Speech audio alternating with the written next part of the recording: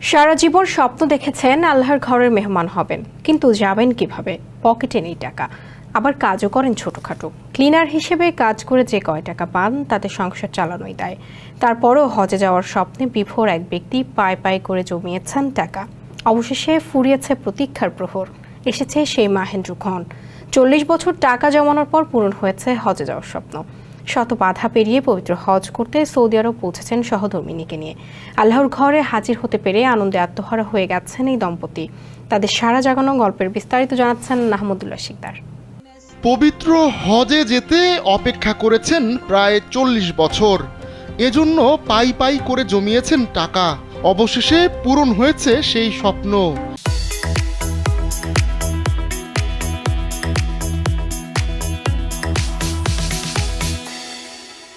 স্ত্রীকে নিয়ে পবিত্র হজ পালনে পৌঁছেছেন সৌদি আরব।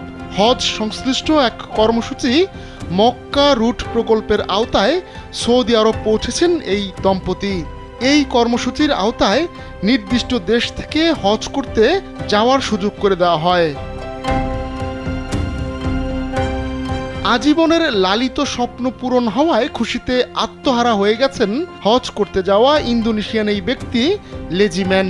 পবিত্র কাবার কথা উল্লেখ করে তিনি বলেন, আমি খুব আনন্দিত।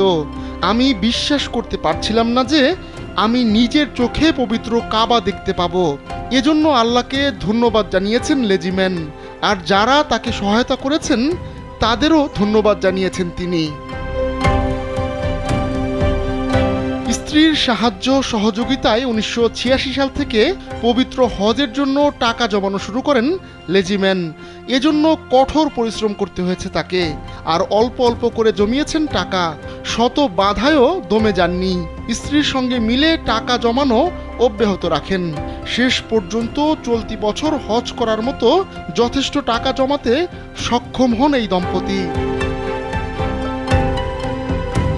শারীরিক ও আর্থিকভাবে সচ্ছল প্রত্যেক মুসলিম নরনারীর উপর জীবনে অন্তত একবার হজ পালন করা ফরজ। এবছর ইন্দোনেশিয়া থেকে 2,21,000 মানুষ পবিত্র হজ পালন করতে যাবেন। আগামী মাসের প্রথম সপ্তাহে চলতি বছরের পবিত্র হজ পালিত হবে। তবে এরই মধ্যে বিভিন্ন দেশ থেকে হজ যাত্রীরা সৌদি আরবে পৌঁছতে শুরু করেছেন। আহমদুল্লাহ শিকদার, কালবেলা।